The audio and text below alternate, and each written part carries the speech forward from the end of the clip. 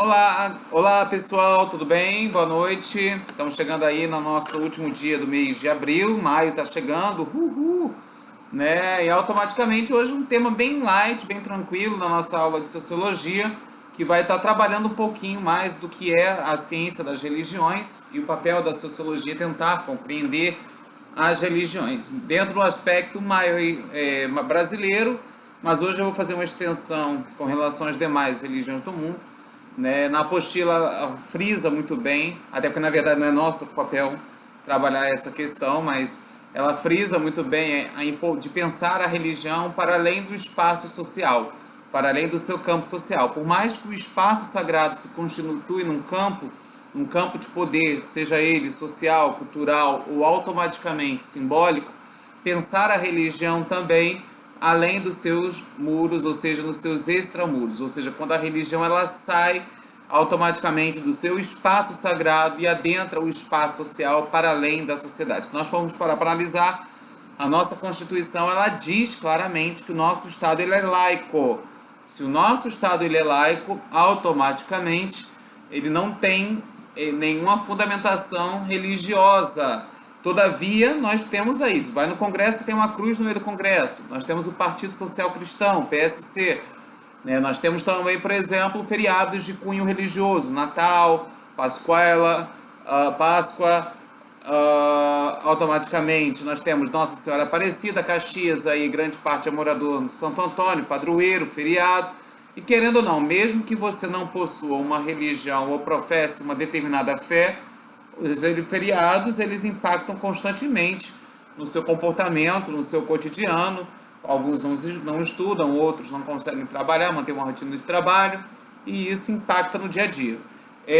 Quando a gente trabalha a religião, nós temos sempre que pensar na importância do diálogo religioso, o diálogo interreligioso entre as religiões, ou no ecumenismo, que é o diálogo entre as religiões que professam a fé cristã. Então, quando nós falamos do cristianismo, nós estamos pensando, por exemplo, o cristianismo católico, o cristianismo protestante, ditas as igrejas evangélicas, né? Ou ainda o cristianismo ortodoxo, muito comum, por exemplo, na Rússia. Quando nós estamos falando de religiões e da importância do diálogo, por que o diálogo é importante? Porque nós temos liberdade de expressão.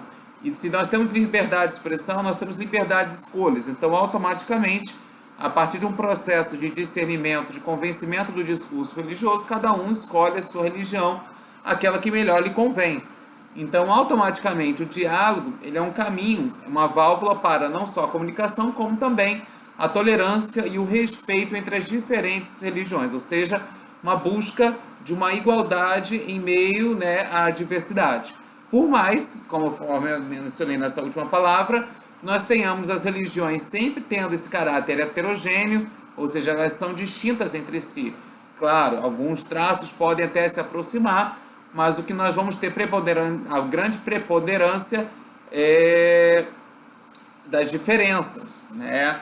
Só que as diferenças elas não devem ser um fator, até porque não existe uma religião que pregue ou ainda seja uma verdade absoluta, mas automaticamente a religião, como o nome já diz, religar a sua fé enquanto criatura a um Criador, em nome de um modo de vida, ou ainda em nome de um livro sagrado, por exemplo, dos cristãos a Bíblia, os judeus a Torá, os muçulmanos ao Corão, ou ainda valorizar uma tradição oral, uma cultura oral, quando nós pegamos, por exemplo, as religiões de matrizes africanas, Umbanda, o Candomblé, não tem um livro sagrado, não tem uma Bíblia, por exemplo, e automaticamente, né, esse é um culto, né, mitológico, até porque Deus também é um mito, né, a questão de você colocar a sua fé, né, nesse Deus, como eu falei, é uma questão de fé, mas Deus é um mito, né, ou ainda é um personagem histórico. Se a gente for parar para analisar,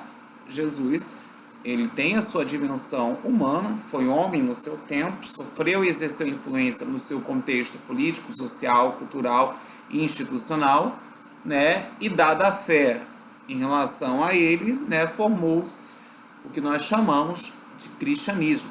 Na verdade, o cristianismo, até a época de Constantino, ele era considerado seita. Depois da Batalha de Ponte Milvio, é que o cristianismo se transforma na religião oficial do Império Romano. a grande batalha, a vitória que o Constantino vai ter nesse processo. Falar de religião também é entender que cada religião tem o seu rito, tem o seu ritual, né? E esse ritual tem todo um corpo de significados, de um capital simbólico, de um poder simbólico e de discursos, ou seja, de leituras que homens e mulheres fazem ao longo do seu tempo. Isso também reforça muito o papel do historiador. Tem um historiador muito clássico da escola des Annales, chamado o Marc Bloch, né? No Ofício do Historiador, numa obra dele, ele diz que a história é a ciência dos homens no tempo.